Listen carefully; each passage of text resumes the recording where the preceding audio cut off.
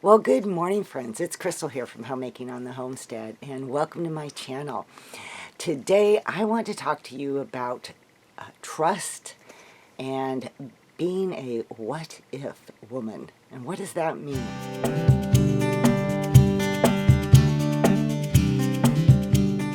Today's video topic comes from this little on-the-go devotional called Trust. And you may remember that I have done this one also in the past. This one is on contentment, and I really like these little devotionals.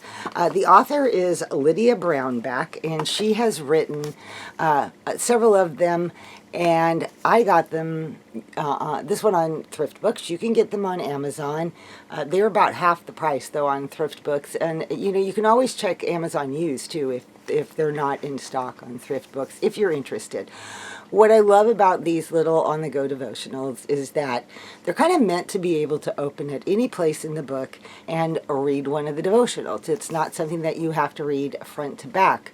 They're small sized. She designed them that way so you can tuck them in your purse. You can take them on the go with you and, you know, pull it out and read it whenever you have an opportunity to. So I read one of these devotionals and it just really clicked in my mind.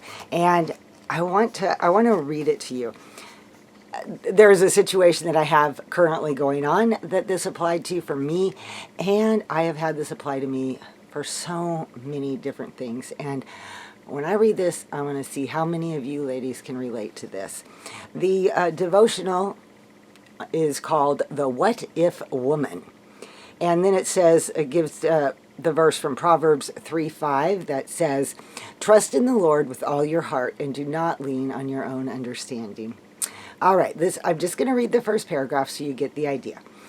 Many of us are what-if women. What-if women spend a good deal of energy and time worrying not only about what might happen and about what they say and do, but also about what others think about what they say and do. So, what if means, what if I lose my job? What if this situation happens? What if this happens? You know, you just fill in the blank. We've all been there before. I can think of many situations where I have prayed for something but my brain just is focused on the what if. What if God doesn't answer this? What if it turns out to be a disaster? We tend to immediately head towards the worst case scenarios in these things. We want the best outcome in a situation, but it's almost as though we're afraid to hope for that. And that is where worry steps in. And when worry steps in, what comes right along with worry are its two best friends, anxiety and fear. Matthew 6:27 says, "Can any one of you add an hour to their life by worrying?" And at this point, this is where learning to trust the Lord is so important. It's vital. All of us in our life, at some point or another, will face something that is beyond the everyday of life, you know, our everyday situations. We're going to face something that is going to be bigger than that. And oftentimes these situations we call storms, going through a storm in our life. And this is where we are going to need to really hang on to God in a more serious way than what we have done. And we need to honestly believe in our hearts deep down that He is working on the situation for us and that He will be there to walk us through the entire situation. And at some point, as one of my friends once said, when He speaks that word, that storm's going to end and we're going to be on the other side of it.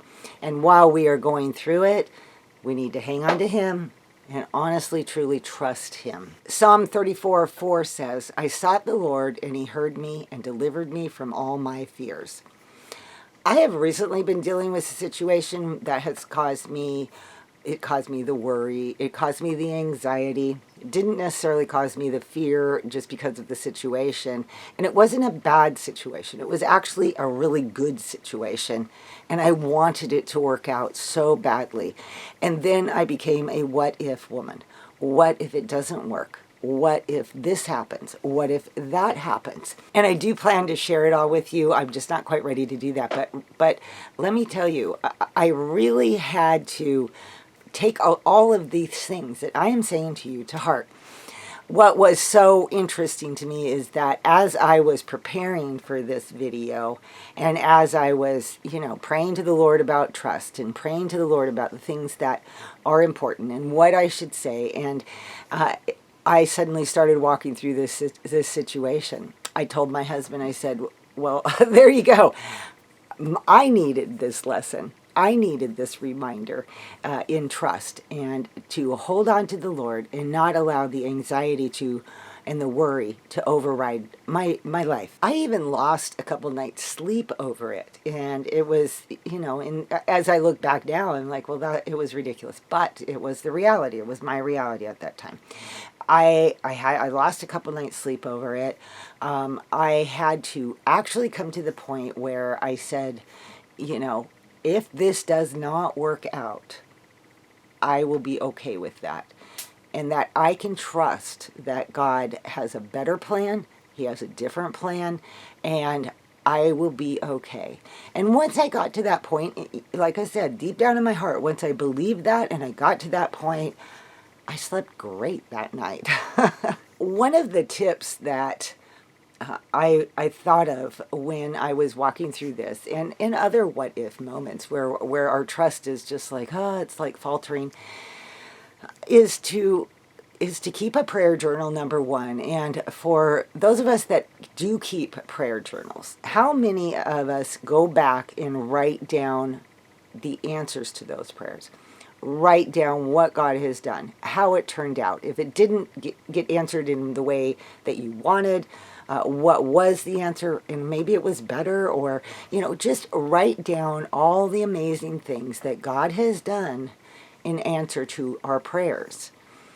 And I think that the best exercise is to go back during those what if moments and look at what He has already done.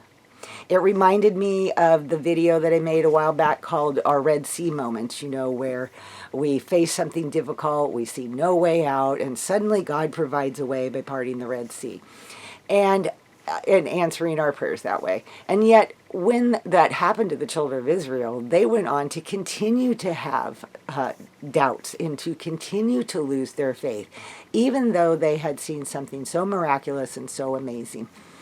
And I've read that in the past and thought, well, how could that happen? Well, it happens to us all the time. We see what God does and we see His amazing results, but the next time our back is up against a wall and we are doing the what if and we are worrying, we forget to remember what He has already done.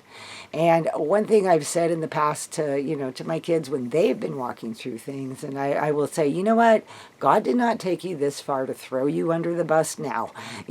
He is going to be faithful and He is going to walk you through this. And when you look at all those answered prayers and when you look at all that He has done, let me tell you, that is incredibly faith building and it is incredibly trust building. Also, I think it's good to have a prayer partner, a friend, or somebody. My best friend and I are often texting each other about answered prayers. We are texting each other with prayer requests. We will call each other and pray together on the phone. She lives a ways from me now, and I cannot tell you how much that builds faith when you have somebody else there supporting you, and when they're sharing their answers to prayer. It's like, sometimes I have needed that boost of faith, and she will send me a text about an amazing answer to prayer that happened, and my faith is so encouraged by that, and that will also help to build trust. Billy Graham once said, "The key is to learn to trust God no matter what our fears are, and we can trust Him because He loves us and He is greater than anything we'll ever face." Isn't that amazing? It's amazing that we have a God that cares so much. He knows the number of hairs on our head. And I would have to say that most of us don't know that. So we have a God that knows us better than we know ourselves, and He is there for us at all times, and we need to believe that, and we need to take that to heart. I think it's really important too to regularly spend time with the Lord, to regularly have that that intimate relationship with him, building all the time. There is a sweet relationship that can be built and you can have with Christ. And that comes by spending time with him. You know, we don't build any other relationships in this world by not spending time with that person. You know, that's how we build relationships with husbands, children, grandchildren, you know, you name it. You have to spend time with them, and that's how the relationship is built. And we need to be building that relationship with Jesus every single day as much as we are able to. Because the Bible isn't a self-help book, you know, it's not what you run to when something goes terribly wrong, and now you're like, oh, where are the scripture verses? You know, where do I need to look to you know, get God to start moving in this?